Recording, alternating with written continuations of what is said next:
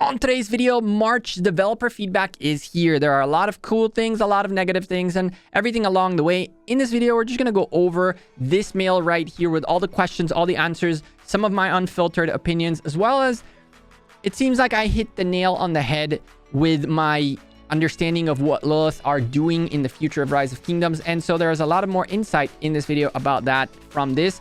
So sit back, slap a like on the video, and let's go.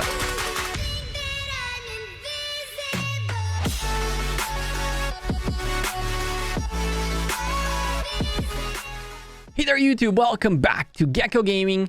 I know that this is a little bit old. It came out yesterday. Every single creator made a video about it. I was too sick to to record yesterday.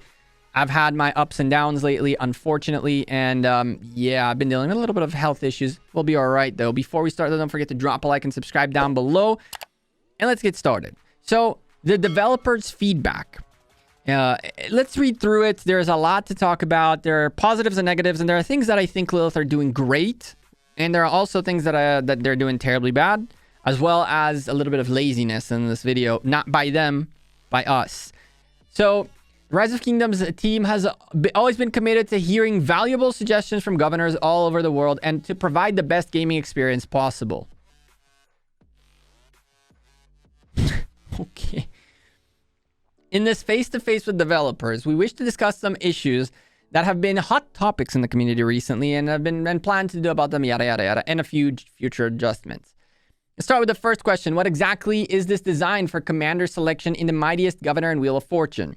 This change came online in the most recent update. Many governors had a chance to give this design a try. Not wrong. No. Nobody's had a chance to try it yet. We all just got the announcement. So let's make sure this is not... now you can say, oh, we've tested it in other servers and whatever the heck not. Don't do that, okay? We have not tried this yet. We've not seen what happens when people choose the wrong commander and their kingdom zeroes them for it. There's a lot more to come out of this. Trust me, Lilith. If you think that people have tried this and you already kind of know how it's going to work, prepare. There's a lot of drama that's going to come out of this. For those who have yet to experience this new change... don't worry. Oh, we're not worried. That's for sure.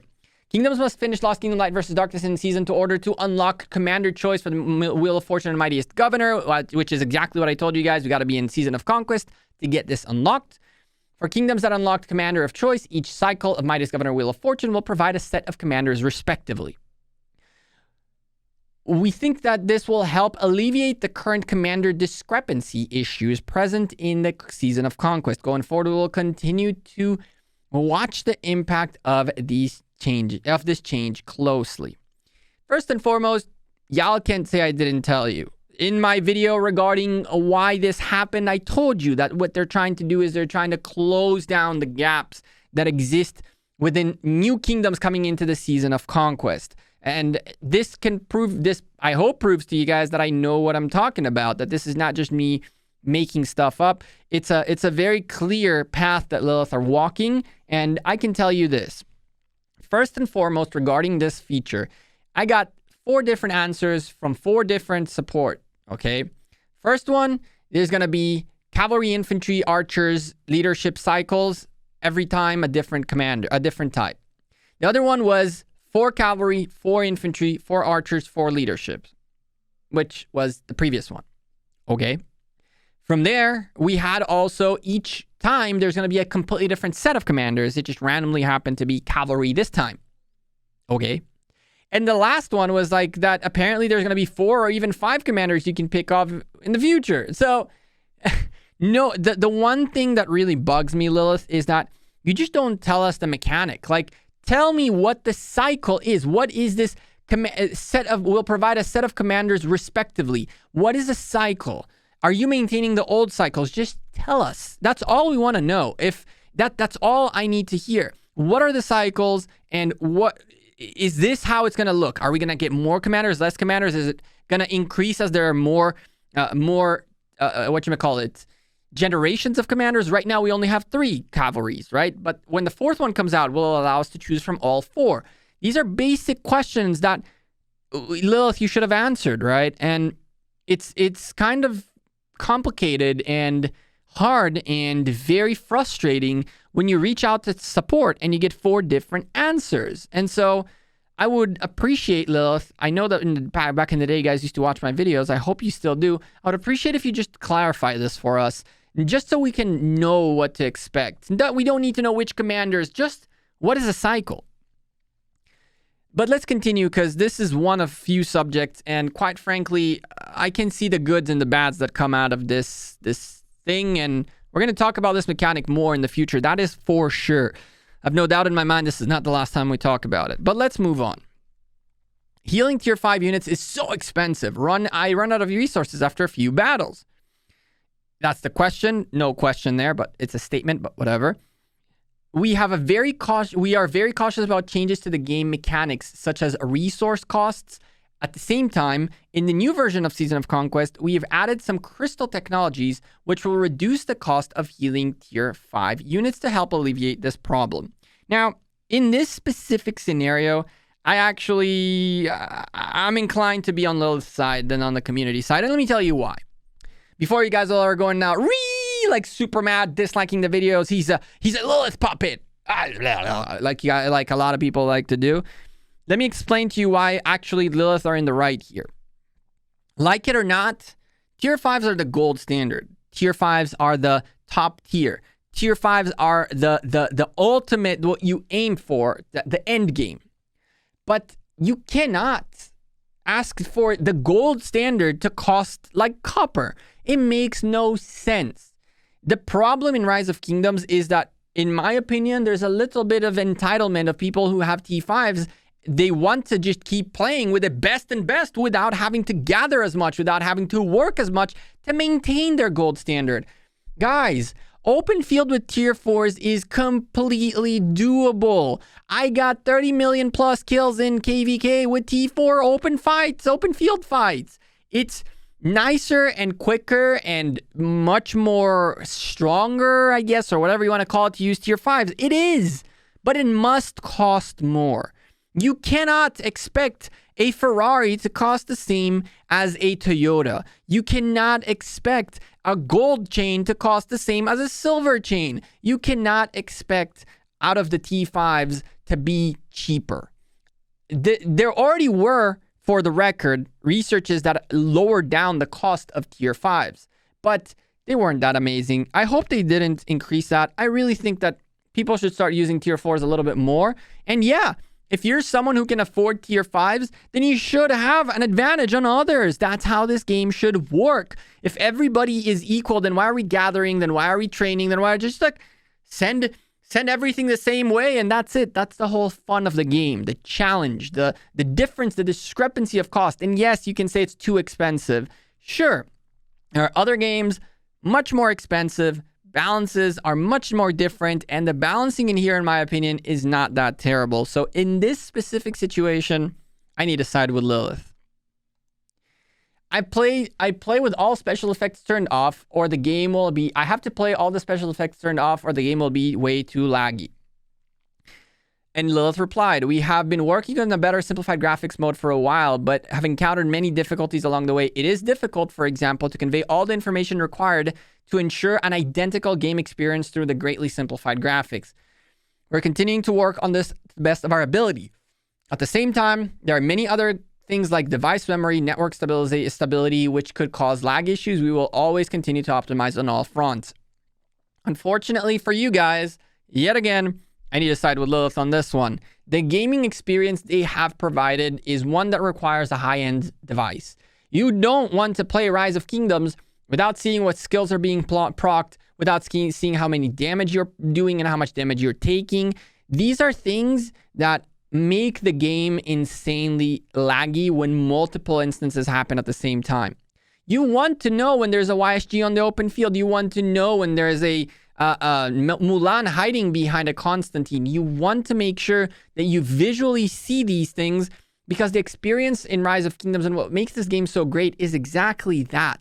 And so, unfortunately, Lilith created a standard that requires high-end devices. My Note S20 Ultra, the Tab S7 Plus that I have, haven't lagged as much.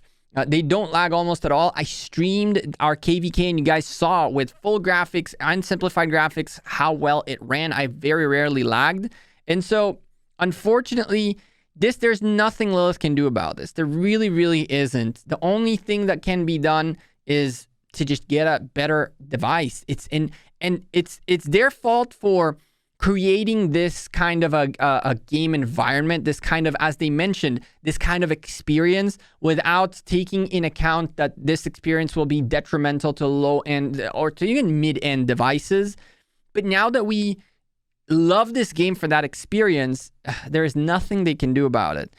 They just can't. And it sucks, but it's true. And I'm not speaking as a sponsored content creator, because I'm not. And I'm not speaking even as a Rise of Kingdoms player. I'm speaking as a software engineer. And when I look at Rise of Kingdoms, there's absolutely nothing they can do to diminish the lag that you see on your screen. It's not network. It's not servers. It's nothing like that. The servers are not bad. The problem is things rendering on your screen. That's the problem. You sending a command is you're rendering a command on the screen, and it takes time to render. It takes time for you to see what happens. The servers are running, but it's our devices that are not catching up quick enough because they have to do all these things at the same time. And you can clearly see it on high-end devices that the game works substantially better. So unfortunately, this is just, you're going to continue complaining about it, and they're going to continually tell you the same thing over and over. That's the unfortunate truth, which kind of sucks. Why didn't the skill lock function you talked about in the last face-to-face come online in the last update? We're still working on this new functionality, and we would like to thank you all, governors, for your patience. We would like also to take an opportunity to share some details about said skill lock function. Currently, the aim is to design a function that will allow governors to control which skill they're leveling up without having to delay to upgrade their commander's star level. But at the same time, we didn't to do so within reason. For example, once this feature is online, governors will not be able to distribute their skills in a 1155 setup. The above is an update which is current as of this writing, but changes may be still made. Please see the announcement sent out when this function comes online for the most up-to-date details. Essentially, this scares me because our reason and Lilith's reason are two worlds apart, and I'm telling you guys right now, do not expect much out of this functionality. We'll see how it comes out, but it's clear that Lilith are trying to help, but not help too much, obviously. When will we see VIP level 18? We're already working on next level VIP. We're keeping an eye on the VIP level distribution among all governors, and we'll bring a new level when the time is right. I actually like that answer. I think that's very sensible of Lilith. I think that at the end of the day, they hold the data. They know what the average VIP level is in every kingdom, in every continent, in every KVK, in the game as a whole. And they are looking for the right time to allow there to be a VIP level 18, which will allow majority of players to potentially get there, or a big part of players to get there, and not necessarily only the huge spenders that have hoarded a bunch of VIP tokens and can instantly make it to VIP level 18. I am not a huge spender per se, but I am very happy every single day that goes by that I can keep hoarding more VIP tiles so I can one day pop up straight to level 18 if I choose to, if I can. But the reality is, go watch other creators who are much bigger spenders and they have millions of VIP tokens. And so there needs to be a place and time in which when you do these changes, not only those people benefit out of them, but a bigger portion of the community is feasibly close to be able to make it to VIP 18. So I do like Lilith's reply in here. I respect that a lot. I think that they are making a good play by taking their time with VIP 18. I would like, however, to see them also revamp a little bit that previous VIPs, add materials potentially to the lower level VIPs, maybe lower down the level 10 VIP, maybe to level 9 to get with the first legendary commander sculpture every day. Something like that, kind of, again, to alleviate a little bit of the pain of the newer players to catch up. I think that would be reasonable. Can I get a warning when others send troops of a non-preferred unit to join my rally? Listen, I am not going to even read their answer, although the bottom line is worth thinking about it. This is, in my opinion, the epitome of what's bad in our community. You guys, I mean, how can Lilith pick this as a question? It means that you guys asked this enough. And really, I mean, guys, for the love of God, playing a game is not like... Playing a game requires to use your brain a little bit. Lilith already made a fantastic, a great change to the game when they added a functionality when you rally someone to see what kind of troops are in your rally, and to also let your alliance know what types of troops a rally wants to get. And so they have added this function already. For the love of God, use your brains. Like, if you're a rally leader, your job is not only to launch the rally and then like wait for it to do something. Keep an eye on the rally. Look in here. If you see a type of troop that you don't want, start searching who has the wrong type of troop.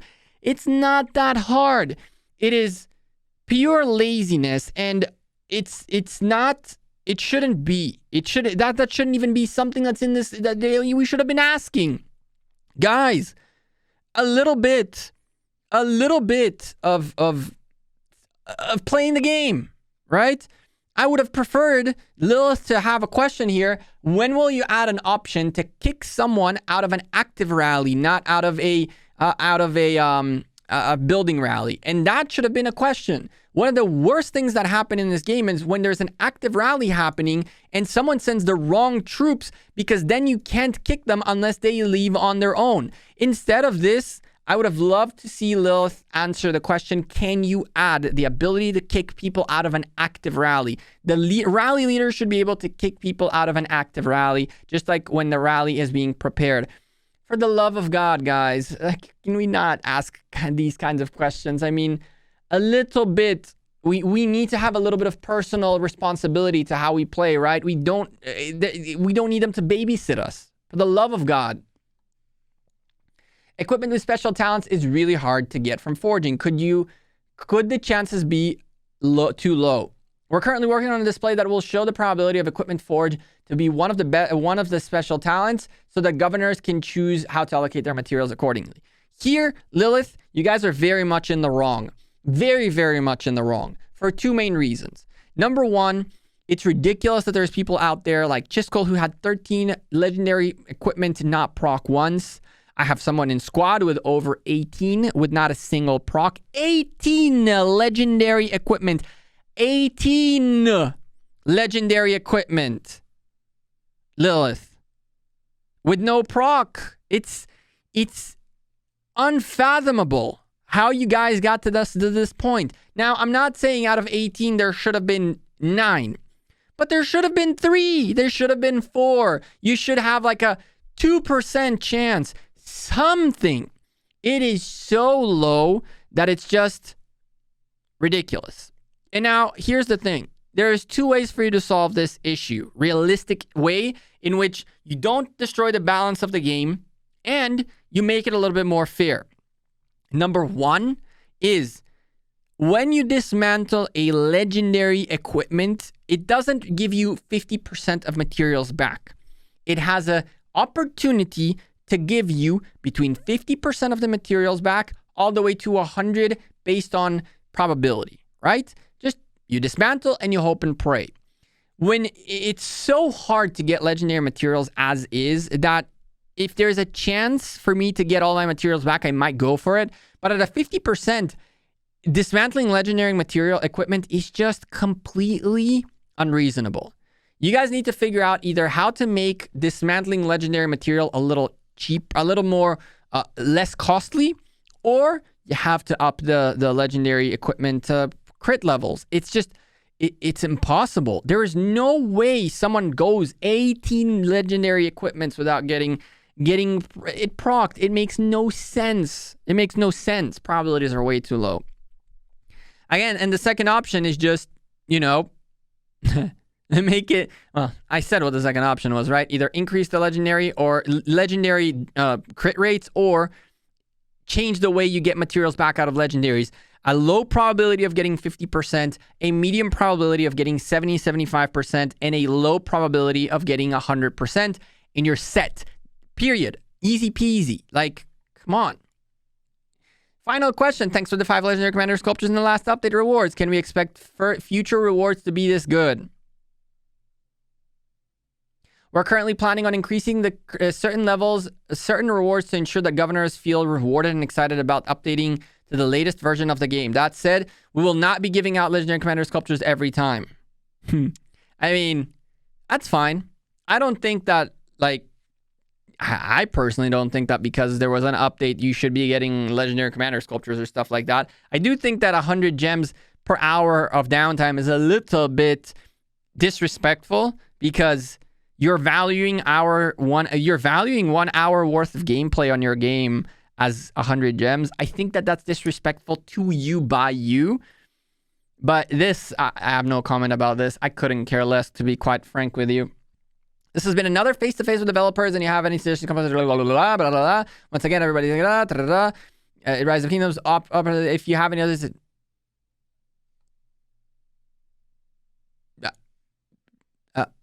Someone copy-pasted. Proofread, Lilith. Proofread. Please. Proofread. Where's Oppers? Where's Oppers? Where did this start? This. Oppers. Someone copy and pasted. All right. Well, this video is already way too long. So a quick final thing is that I think that Lilith are not doing bad. I think that Lilith are slowly and steadily trying to figure out how they walk this new path of trying to close down the gap between the new players and the old players. And I think that a lot of old players need to adapt to the new reality. I do think that Rise of Kingdoms is still a good game. I still think that it's not it's not in dying mode yet. I do think it shifted its priorities from creating more and more content and continually engaging with us to now helping new players to catch up. This is not a bad thing. This is also a breathing room for us, the old players, to ramp down a little bit our spendage, get our accounts a little bit better set up. Don't look at it only as a negative. There's also positives because at some point, Lilith will either have to ramp up the content in the game or the game will die. That's how it's going to go. That's the next step. After they manage to figure out how they close down the despair, then now they either create more content or let the game die. So this is part of the life cycle of the game. It's not a bad thing. And as an old player, you should look at this as not them necessarily kicking us out, but a place for you to take a small breather after 2 years of intensive spending, of constant commanders and all that, to now sort out your account slowly and steadily, save commanders, get ready for the next set of equipment, of content that will come out in Rise of Kingdoms, and go from there. That's how I see it. I've been much more offhand in this game than I've ever been, and I like the breathing room that they gave us, so it's not too terrible. What do y'all think? I'm Gekko. I'm out of here. Appreciate this video. Drop a like on this video. Subscribe down below, and I'll see you in the next video. Well, we're streaming later tonight, so hopefully I'll see you there. We'll talk about this more. Have a good one. Peace.